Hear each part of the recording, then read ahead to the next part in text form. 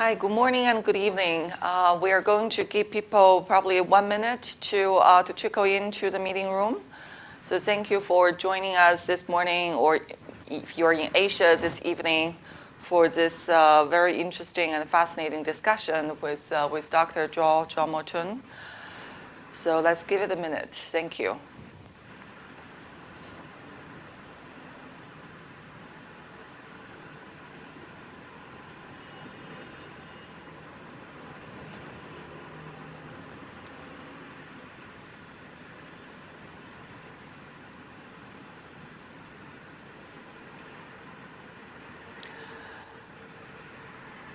Okay, how do we look? Ready to start? Okay, well, we're ready to get started. Thank you. Well, good morning if you are here in North America, and good evening if you are in Asia. Welcome to join us for another discussion about the current development in Myanmar after the coup. My name is Yun Sun, and I'm the director of the China program and co-director of East Asia program here at the Stimson Center. We have been running a project on Myanmar since the military coup, basically to keep the discussion about the country ongoing and increase the awareness about the ongoing struggle that is happening in Myanmar on a daily basis. So for today's discussion, we have had the pleasure to invite Dr. Zhao Mo-chun to share with us his experience, his personal experience working on higher education in Myanmar, especially after the coup, which has been an extremely difficult environment. So Dr. Zhao Mo-chun has a distinguished academic background. He completed his undergraduate education at Bard College and Oxford University and received his PhD at Yale University. I think in the Myanmar or the Burma policy circle, he's most well known for establishing a well-regarded school known as the Parami Institute in early 2017. So for people who have visited Myanmar in the past couple of years, well, before the coup, during the NLD government, we all know the Parami Institute is one of the, well, I would say the most distinguished private education institutions that had been established in the country. The Institute has been and still is providing high quality and innovative liberal education programs to young Burmese college graduates who want to address Burma's challenges. And even after the coup, Dr. Zhao Mo-chun has been keeping the Parami Institute going, which is a daunting task. Currently, they still have more than 1,000 students currently enrolled at the Parami Institute. 90% of them are based in the country, with another 10% based on the Thai-Myanmar border.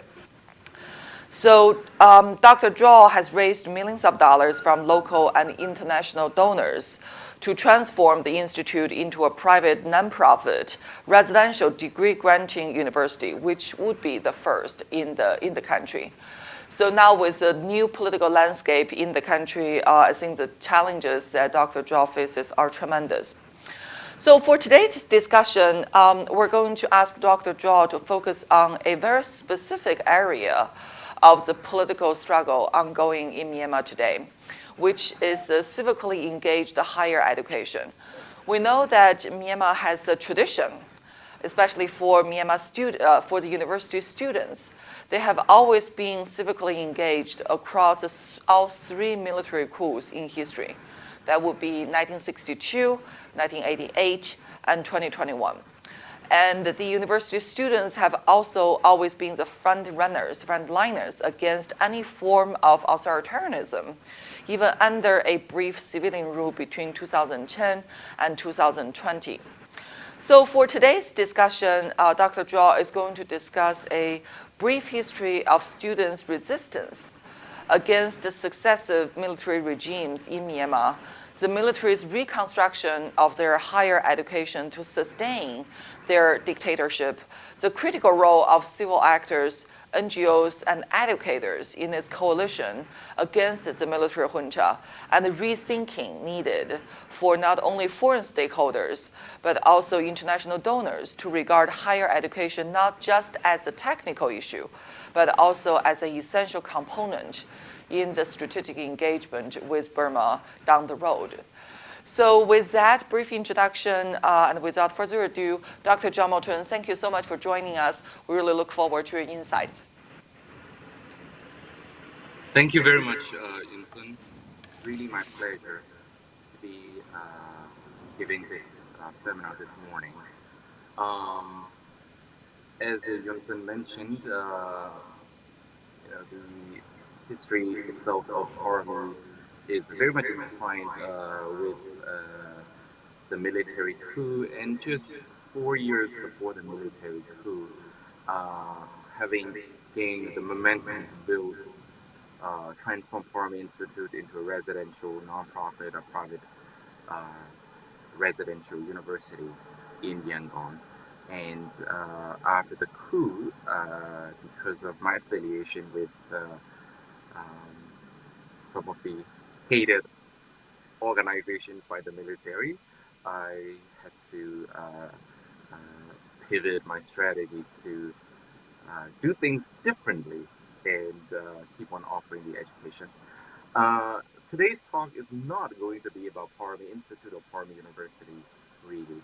I want to encompass larger than Parmi Institute, Parmi University, to really talk about the entire landscape of the importance of civically engaged higher education, because it literally is a force of resilience, and in fact, the shaper of the new future for Burma, right? But definitely for now, it's a force of resilience under military rule in Burma. But my hope is that we can really transform our young people into uh, future shapers for our country. In fact, many of the Burma observers have those who actually know Burma very very well would say that foreign interventionists or seekers or helpers or supporters really need to bring the young people into the discussion for any future discussion to bear fruit. So, uh, without further ado, let me share the screen. I hope that you can see the screen now. Uh, Let me just see. Can you see my screen?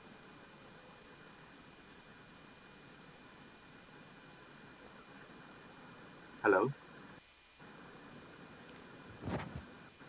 Yes, we can see the PowerPoint, Oh, Dr. great. John. Thank you so much. Yeah, I cannot see what you're seeing, so sorry about that. Um, so today's topic, as you know, is civically engaged higher education, and I'm gonna talk about 4 points in the seminar. The first is Burma's history. I'm gonna do it very, very briefly.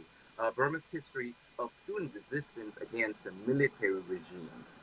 And the second is the military regimes itself, the reconstruction, right, of higher education to sustain their rule since 1960.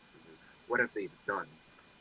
And whenever we have military coups, the importance of the civil society, right, in a coalition against the military, you cannot disregard that. They're always there. They're always there. They're always going to be there. And they are the strongholds of democracy, strongholds of academic freedom, strongholds of thoughts uh, for the young people uh, throughout successive military coups. And really importantly, what I would like to promote and uh, uh, uh, advocate is that foreign stakeholders really should look at this higher education, university education, as an essential component in their strategic engagement, not just a tactical, like something on the sideline. It's really central, and I believe that we'll discuss more. Many individuals who are working in the democracy movement, working in the the Burmese sector, will see the importance of education uh, uh, in our struggle. So Burma's history of student resistance against military regime. You I mean, I guess like this is not just exclusive to Burma, right?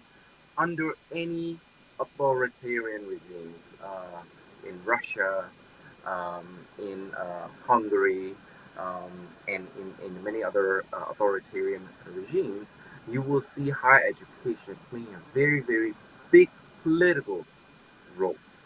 And so in Burma, uh, this university education as the frontliner role, playing this role in political space, uh, has always been there during under the throughout successive military coups and military regimes.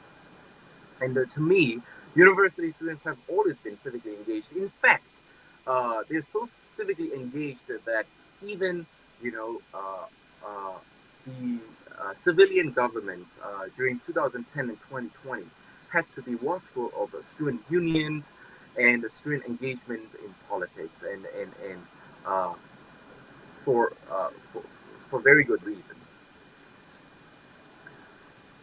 As you all know, when we before we achieved our independence in 1948, Rangoon University was where colonial resentment uh, arose against the British, and that led to Burma's independence. And it has also always been the epicenter of resistance against military dictatorship throughout successive coups. And interestingly, in 1960 or 1988, but in 2021, it's not Yangon University that became the epicenter, or that was not where it started. And I'll talk about it. The political term, as you can see, in 88 generation was born in 1988, resistance against the military coup, and it's a very much a political term. Even now, 88 generation, right? University students is so much a political term, and even um, now, 88 generation, you have split, right? Those who are kind of like siding with the military or whatever, SA, the term that they use, the SAC.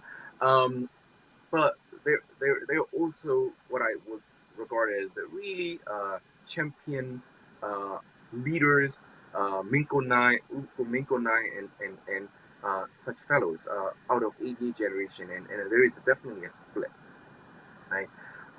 And because of that student resistance, uh, enthusiasm, civically engaged activities.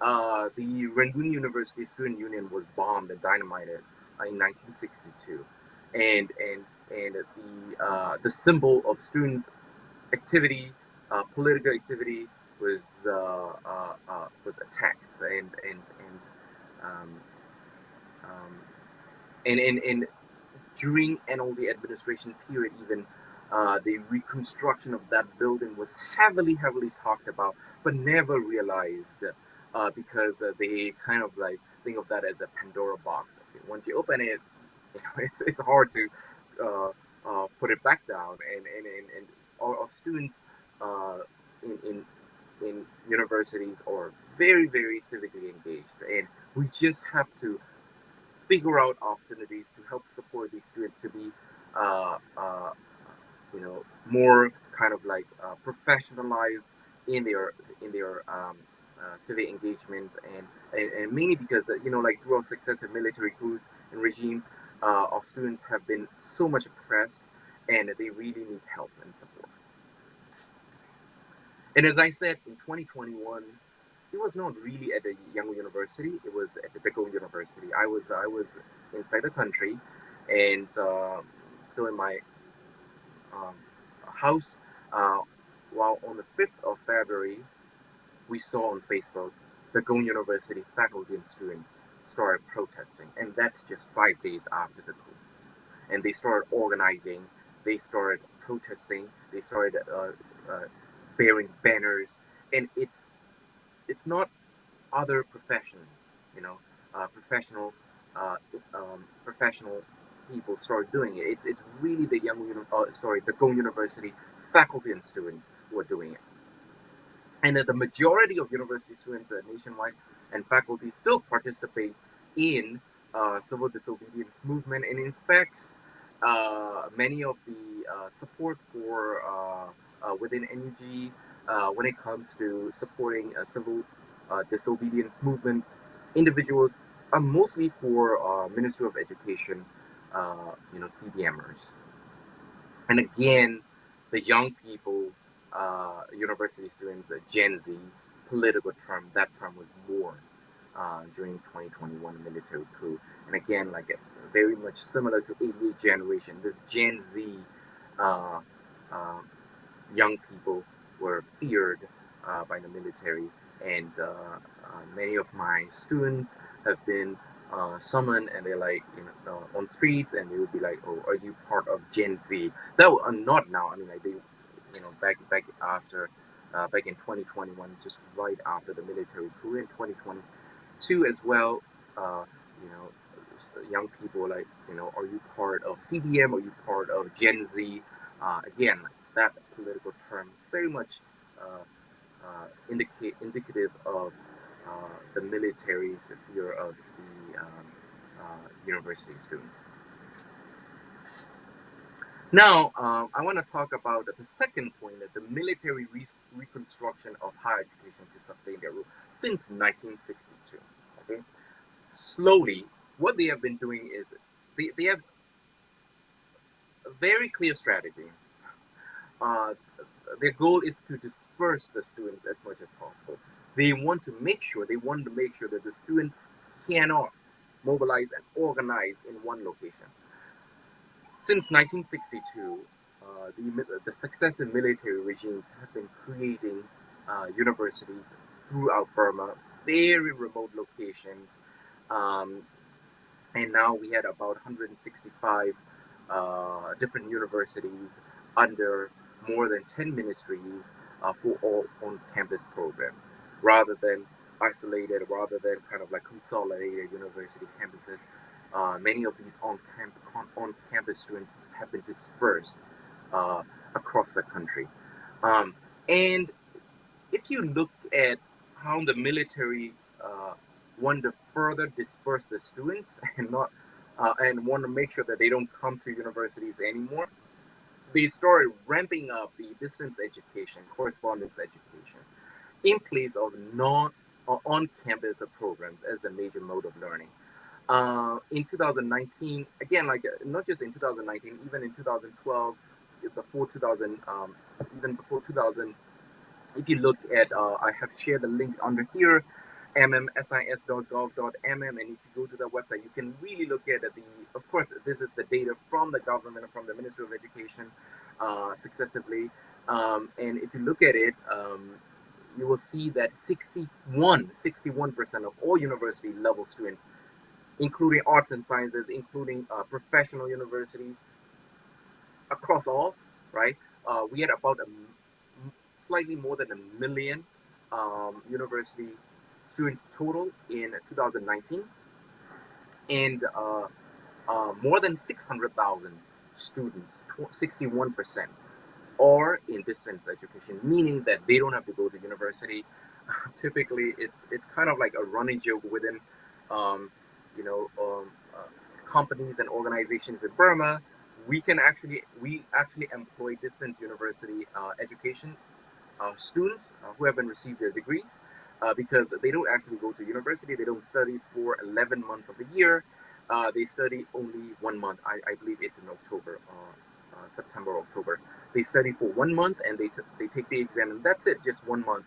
The rest 11 months they are free and they don't really go to university and they don't study at all.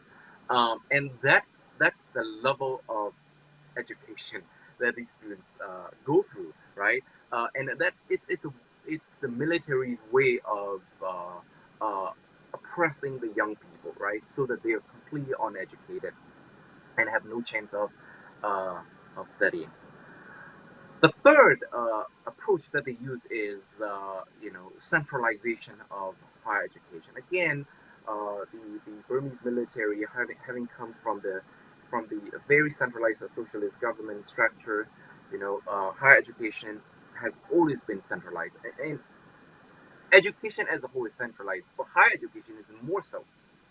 And I'll explain. Um, faculty, university faculty uh, in Burma, they don't apply to, you know, to teach at a specific university, right? It's really the Central Ministry of Education shuffling the faculty around the country, and there is a lot of corruption. As long as you know the DG Director General of Higher Education, you can kind of like bribe him or her. Uh, it's well known anyway, and bribe them, and then kind of like ask them to move you to more favorable university campuses such as Yangon University or Mandalay University or bigger, like a more metropolitan university. So faculty kind of have to do that to be asked to move to more favorable university location. If you are someone that is highly disliked by the Minister of Education or the Director General or somewhere there up there, you can be moved to somewhere in a very remote location, and then so again, you know, very centralized, shuffling the faculty around, absolutely no autonomy whatsoever. Another centralization that you will see is that higher education has has always been a provision of a government services in Burma. When you look at K plus 12 level or vocational or professional education, right? Basic education, vocational, you can see private actors, and the Ministry of Education would give private licenses for you to operate K plus 12, for you to operate vocational or technical education. But when it comes to higher education, very restricted. No private university in Burma has a university license to operate at all since 1962, right? No university. We call ourselves a university. Um, I was the president of Private Higher Education Institutions Association in Burma, and we kind of joked around a lot, and we said, we're all glorified tuition centers in that way because we actually don't have a license. Some of them have investment permits to invest money into their for-profit businesses, university education providers in collaboration with most of them UK universities, where UK universities grant degrees. But really, uh, we all are kind of like glorified tuition centers, um, granting other university degrees. So as I show here, the military construction of higher education to sustain their rule, they have, as far as I see, three approaches.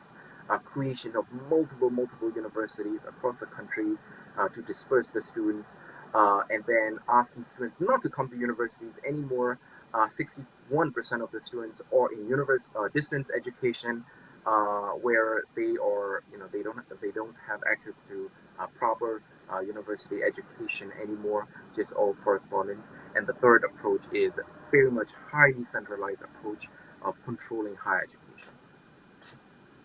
Result is highly uh, significant civilian disempowerment since 1962. Um, you know, because the universities themselves do not have autonomy whatsoever because of centralization. Uh, uh, you know, everything that they do has to go through the Ministry of Education, and no international partnership was actually really possible at the university level, only if the Ministry of Education granted that possible.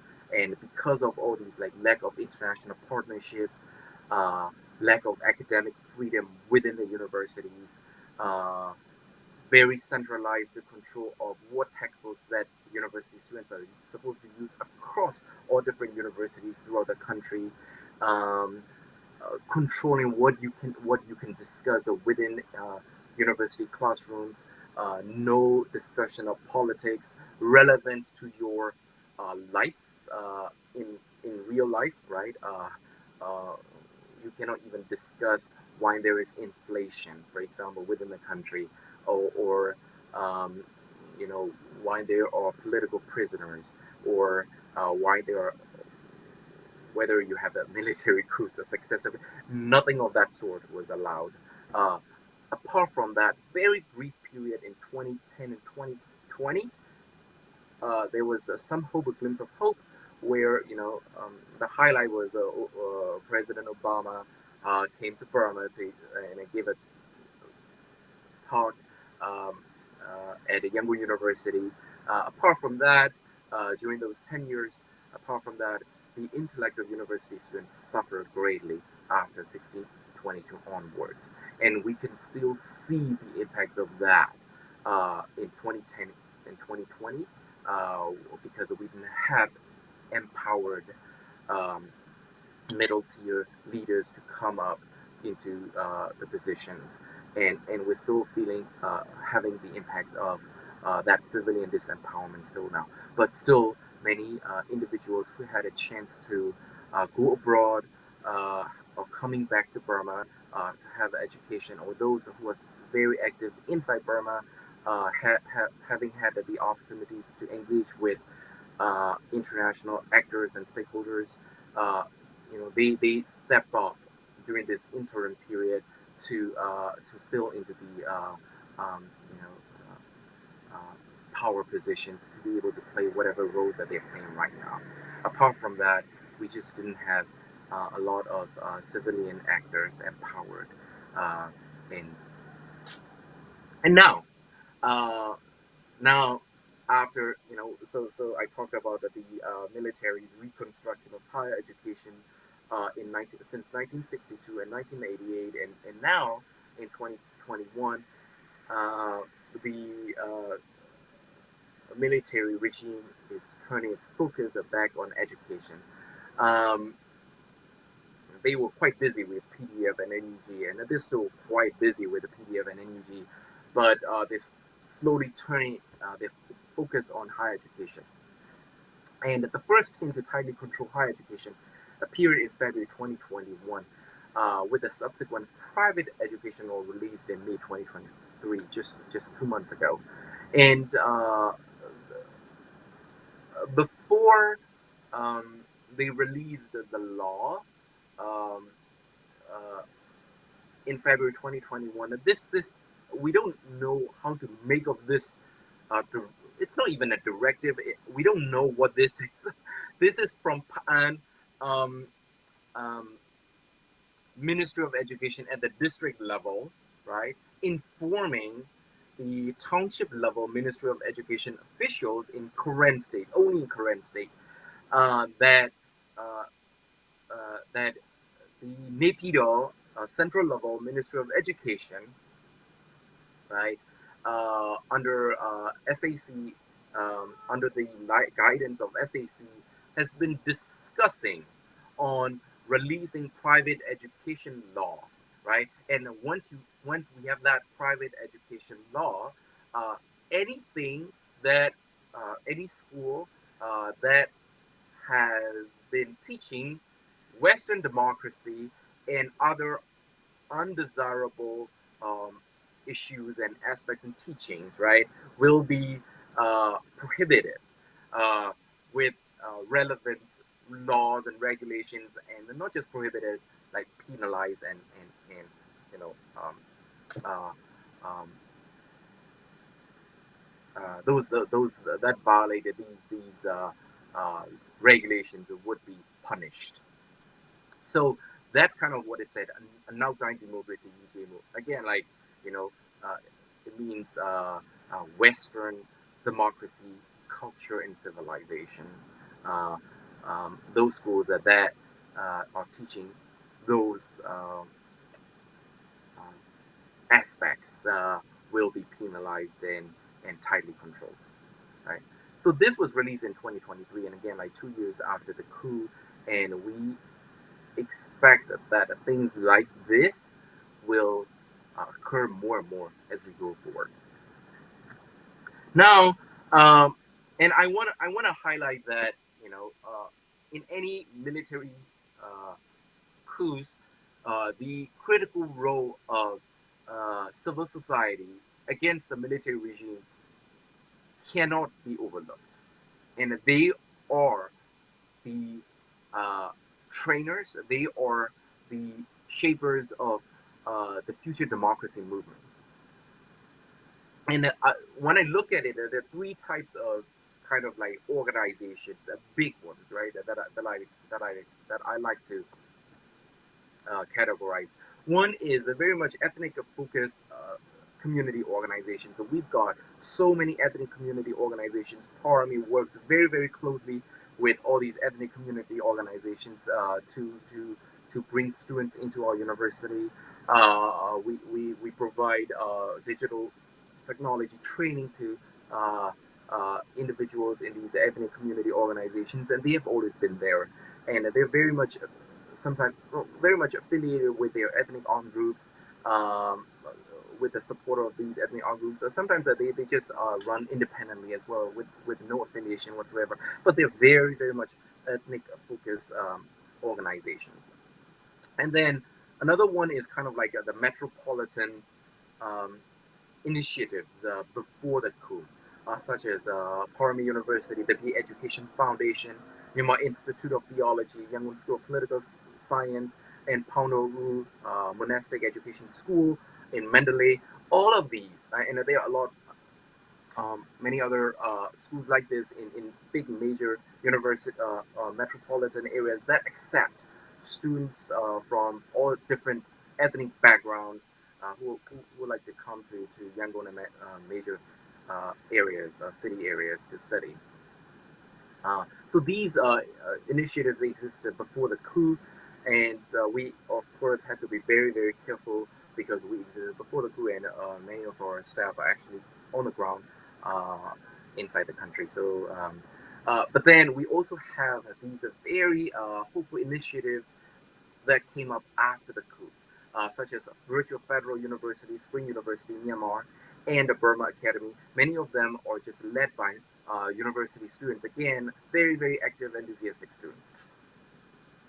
And now I'll end the talk with how foreign stakeholders should view higher education as an essential component in their strategic component. There's many ways that you can do. Of course, the biggest one is directly supporting civil society organizations, right? Making grants to them, capacity development, um, technical training. You can do a lot with civil society organizations like us. And then the second approach is promoting Burma studies. I just read recently an article by Bertha Lindner, and he talked about how foreign stakeholders really need to engage with the people of Burma because they really need to be the ones that shape the future of Burma. And I completely agree because we are a very complicated, um, uh, complex country with so many ethnic um, communities, organizations, uh, backgrounds, diverse cultures, and so promoting Burma studies to be able to understand it better of uh, uh, not just like promoting Burma studies among you know expats, right? Bringing promoting Burma studies by bringing Burmese scholars, right, into the Burma studies areas, right, is really important. And the third approach is the developing cultural exchange opportunities for these Burmese students, young Burmese people, bringing them outside of Burma in cultural exchange opportunities so that they're looking the country Burma not just from the eyes of Burmese people only, but really from the global perspective to be really able to understand and figure out innovative solutions. The fourth is supporting threatened scholars from Burma. There are many, many great scholars inside the country, locked inside Burma. Please support them. They are risking their lives to be able to do uh, uh, uh, uh, promote democracy in Burma, and their lives are endangered. And in so supporting these threatened scholars from the country is another approach that foreign stakeholders could engage in the strategic engagement with Burma. with that, I'd like to end my talk. I've covered 4 points, and again, as I said, that this talk is not to promote Parami Institute itself alone. Of course, if you want to know more about Parami Institute and Parami University, I'll be very happy to talk about it. But yeah, anything. Thank you very much, Vincent, and thanks for everyone.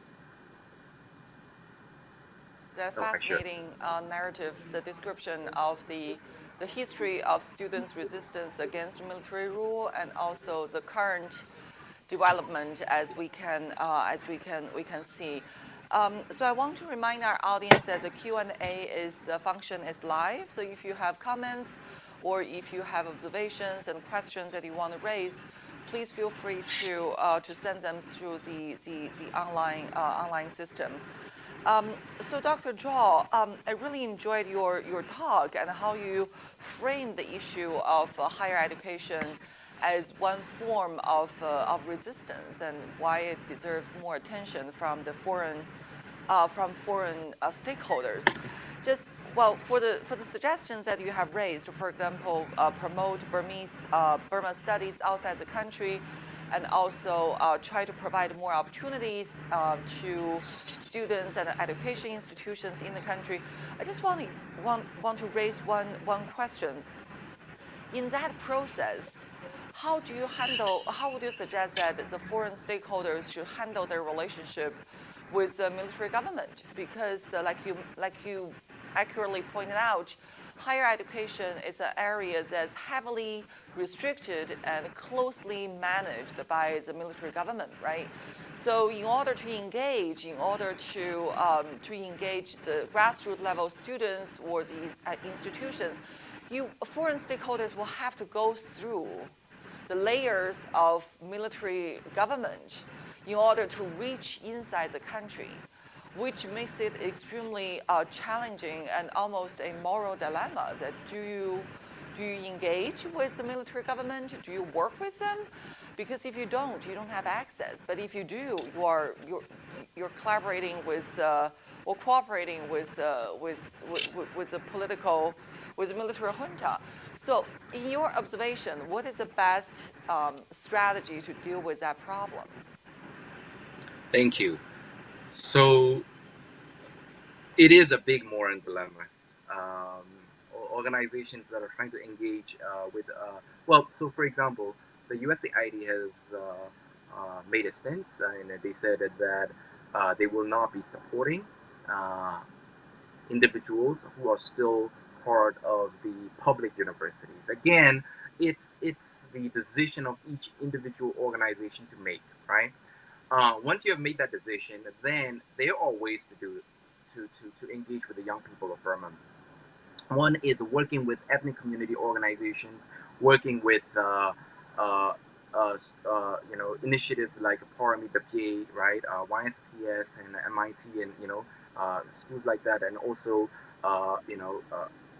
after cool initiatives like Spring University, Myanmar Burma Academy, Virtual Federal University, working with them, and they have already kind of like done their homework to be able to select the students, right? We do all homework and we know how to do it. And I'm not going to disclose the internal mechanism of how we do it because it's a security issue, but we do our due diligence in our selection of students, in our selection of faculty, uh, to be able to operate the way we do. Let me just say it that way. So foreign stakeholders could engage with these civil society and ethnic community organizations. So there are ways to avoid that potential layer of interaction.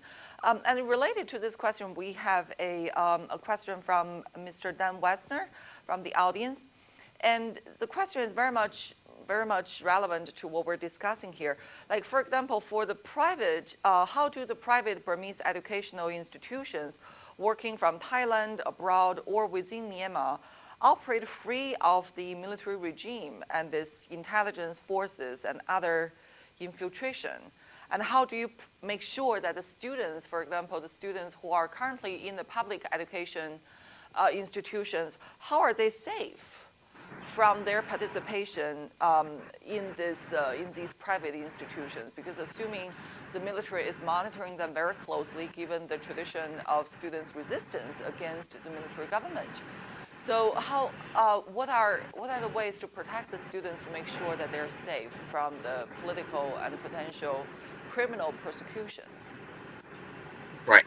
So, first of all, initiatives like us, we do not engage with the students who are currently studying in public universities. So that's not something that, in fact, our target students are CDMers, civil disobedience movement students. These students who have voluntarily uh, left public universities, right? I mean, that was very obvious after um, the military coup. 99% of university students didn't show up in classrooms anymore in public universities by boycotting. Some of the students, I would say now, maybe like 50% of the students had gone back after 2 years. Again, like whether you blame them or not, it's a more. I'm not going to make a statement because many students just may not have any other options, and we just don't know how. I'm not going to make a more statement here because I'm not in their situation, and it's very uh, irresponsible of me for me to be making that statement. But our target students are those students, 50% of the other students, right, who are still abstaining from going to public universities, and we want to make sure that we're filling in the gap, right, to be able to provide educational opportunities for these students who are refusing to go to public universities. And when it comes to security, it's a big concern. And luckily, Parmi University, we don't deal with the Burmese military regime anymore.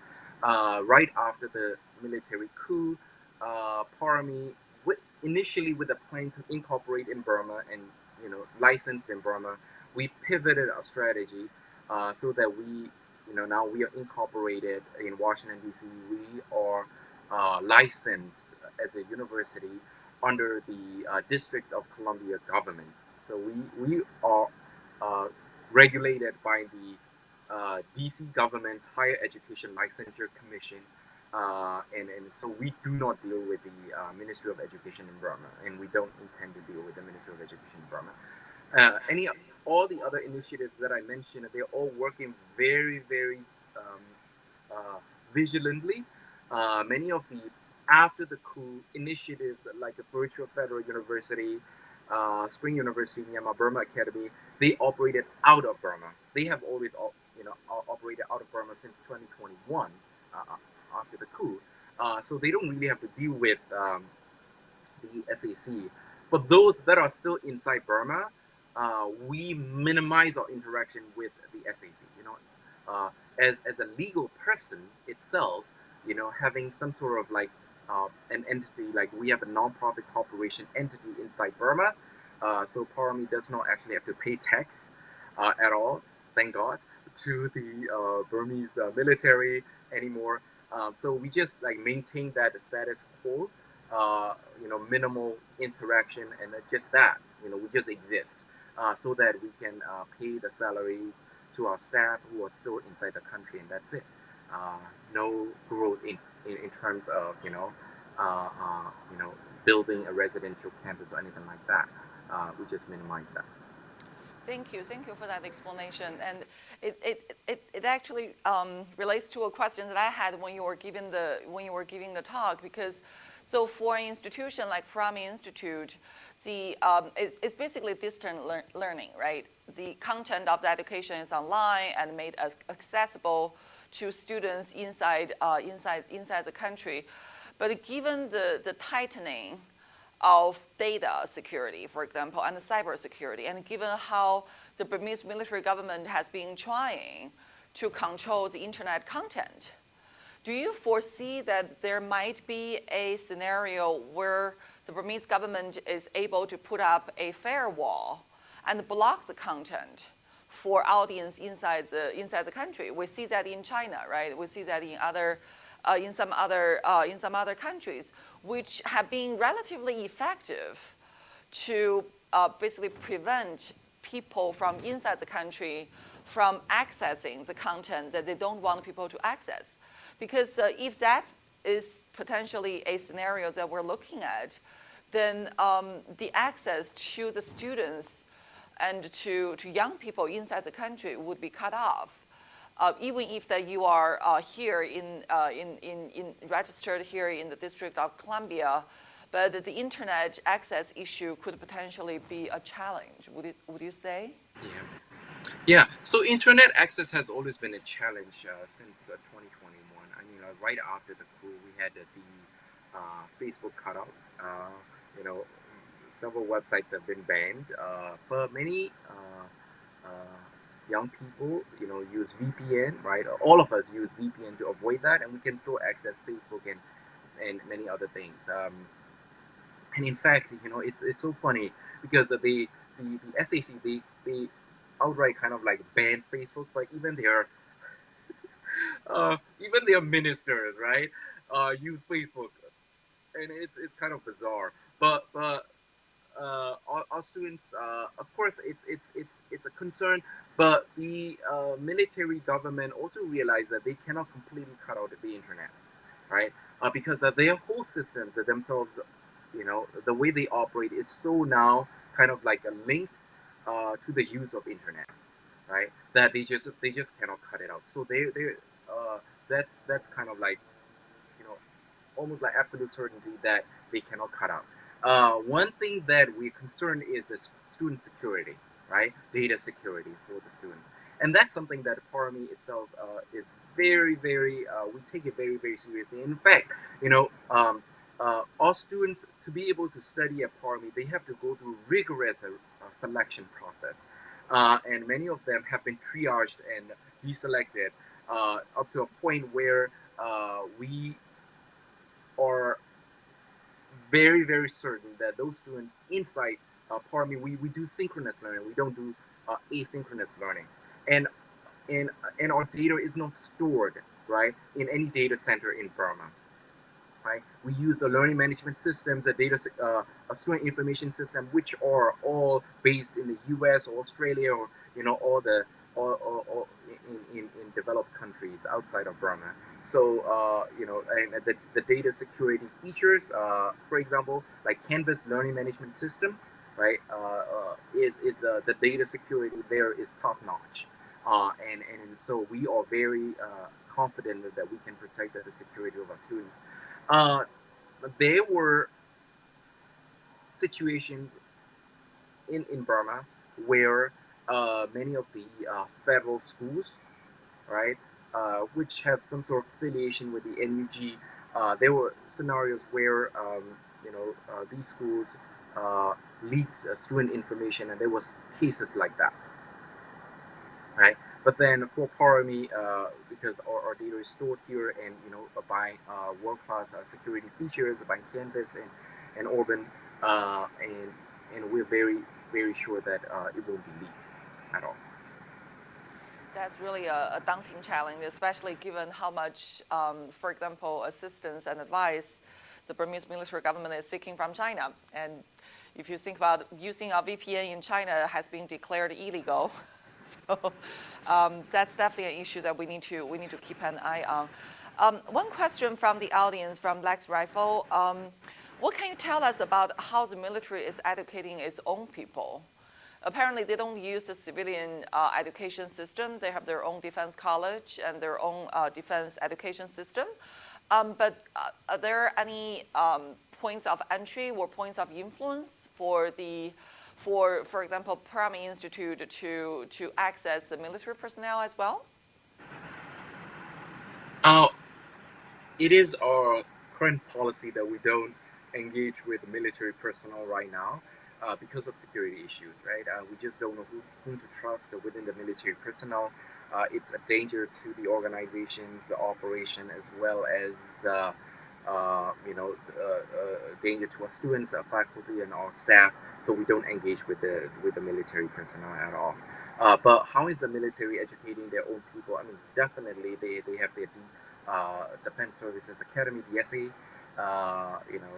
which recruit mostly students from their own soldiers and from their own families, and it's kind of like their own propagating machine there, and so uh, uh, yeah, that's how they're propagating. Yeah. Yeah, it's an entirely separate system. Um, One question from a long-term follower of our program. I know that he's based on the Thai-Myanmar border from Mogil. How would you evaluate the success of a private institution, private education institution like Primary Institute? Like for example, he raised what have been the successful, significant political outcomes achieved by those with higher education. That he is not aware of such significant achievements since 1962. But I think what we are comparing, it could be apples and oranges because we're looking at the civil disobedience movement, which is a mass movement that's not necessarily by one person. So Thank you. how would you assess the Yeah, success of the effort? thank you. You know, the way I look at it is that the 1960 to 1988, the military regimes were successful in brainwashing the young people of Burma, right? Uh, Isolating them and putting them in the dark. Absolutely, right? Uh, 88 generation students, they themselves know. I mean, I know uh, people in 88 generation, some people who are still in prison right now. Some of them were able to escape Burma, right? And were able to educate in the U.S. or or in the U.K. and Australia and elsewhere. And only those who had that chance were able to kind of like see the modern thought trends, right? Uh, but those who were locked inside Burma, right? 88 generation, they really, I, some of them I would say are kind of like even like nationalistic. Those that are still, those that side with the Burmese military, right? Very nationalistic. So much hatred against the Rohingya or other Muslim, ethnic communities. But my point is that this is going to be 2021 is very very different for higher education because of, for better or worse, COVID. Now that we had COVID, there were a lot of educational technology advancements, right? That we were able to use to educate the young people. So there is just like in 1960 to 1980, there were no technology whatsoever to be able to do that. So there is no excuse whatsoever for us not to, engage with the young people of Burma for a new future of Burma. Absolutely no reason not to be able to do that. We can do that.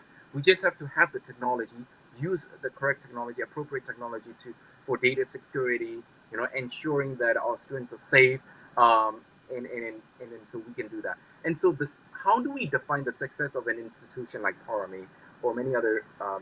Again, like you know, the way I look at it is that we are an academic institution, right? We value academic freedom, right? Intellectual leadership, intellectual thought, right? All of these are important for the discussion of a new future of Burma, right? And for us to be able to maintain and cherish and practice that academic freedom is the top priority as an institution of higher education, right? And that will definitely uh, support the democracy movement for sure, right? And we are not for any political party, like that's not what we do. Academic institutions don't support political parties. That's not what we do. We support academic freedom, and that academic freedom is something that the authoritarian regimes despise and oppress. And yeah, so how we define the success of institution like Parami. or private institutions. Again, it's very much their mission. It has to be related to their mission. For part of me, if we can educate and transform the young people of Burma to be the future leaders, responsible, competent future leaders who can shape the new narrative, the new future of Burma, then I would like to define that as a successful. But of course, that will take time. It takes 20, 30 years for these results to be seen. Absolutely, Dr. Zhao. I absolutely agree with you. Burma is, as we all know, is a difficult country to work on and also to work in. And for something as intangible as democratic values and political movement, that the measurement of the success, I think, is a challenge for all countries, right? For all the foreign aid workers working in the country, how do you measure? How do you measure your impact? How do you show that you are actually making a difference? There are some tangible measurement, like the number of people that you have reached, the number of courses that you offered, and the exposure that people have had to the messages that you are sending. I also kind of agree with you that the fact that the independent thinking and the academic freedom exist by itself in this environment is already a testament of the value that it represents. At least it gives people the alternative and the option to choose from. So it's well, we know that coming to any issues in Myanmar, there's no good answer. And there's also no good solution. A lot of solutions have been tried, but nothing is perfect. So last question, we have about 2 minutes left. So if you have to assess the current state of higher education in Myanmar, and we know that Myanmar still has a lot of young people, millions of students that are younger. How would you assess that? How many people are getting degrees in higher education institutions in Burma today, like each year? Is it a couple of Yeah. thousands, tens of thousands? Well, so the current data is very hard to get. What we know is that if you look at the high school graduates, right, typically before 2020, before COVID, we had about 900,000 students who take the matriculation exam, right? And so this year we only have about 190,000 uh, students who take the exam. So essentially, almost like only 25% of only 25% or even like less, right? 23% are taking the high school exams, and we who knows what is going on with the other 700,000 students, the majority of the students, we just don't know, right? And it's really hard to get the data on what is going on with this missing gap, right? Almost like a million students, 700,000 students. What is going on? And I'm sure that I can only no, I'm not sure. Like I can only speculate where they are going. PDFs. Some of them just drop out and they just like directionless. Very maybe they just getting jobs, not engaging in education anymore. And for me, that's kind of like a danger, right? Because you will then have a generation of students very much like 88, right? Those who never had these opportunities to acquire and attain a higher level education. So that's a concern. Uh, so with that level of 198 sorry 190,000 high school graduates, you can imagine how many of them will actually go to public universities. Again, like I would expect maybe like those who decide actually uh, to go to public universities, it will be like 80,000, 90,000 people uh, only now, right? Because those high school graduates, it's very likely that 50% of them will actually not go to universities anymore because they have to support their families and all that. Uh, Even out of 50% who are traditionally would be thinking of going to public universities because they don't want to go under the military regime. Maybe 50% of them might not go. So maybe like only 60, 70,000 students might be actually going. to public universities. The rest kind of. As compared to the number that I gave, which was, we had about total, university level students is about a million uh, uh, uh, students in 2019, right? Not just like first year, but across all years, right? A million students. Now, and incoming is typically about uh, um, 200,000 students coming into universities across arts and sciences and professional universities, medical universities, all of them, law degrees and all of them, right? So now we're looking at really a small fraction of students going to public universities. So it really has shrunk and being Yep. significantly affected by the military coup and the changing political landscape. Well, we are at the end of our hour. Thank you so much, Dr. Jomoton. Thank you for your great work. Thank you for keeping the private private educational institution and the academic independence going in the country, offering the students an alternative. And for our discussion today in particular, thank you for a very informative and fascinating narrative and the description about what is going on in the country. Thank you for our audience to join us today. If you are interested in Dr. Jomoton's work, please feel free to visit the website of the Parami Institute, and you can read from that website. You can reach Dr. Jo directly. And again, thank you for tuning in today with our events. We hope to see you in our future discussion about Myanmar and its changing political landscape down the road. Thank you. Have a good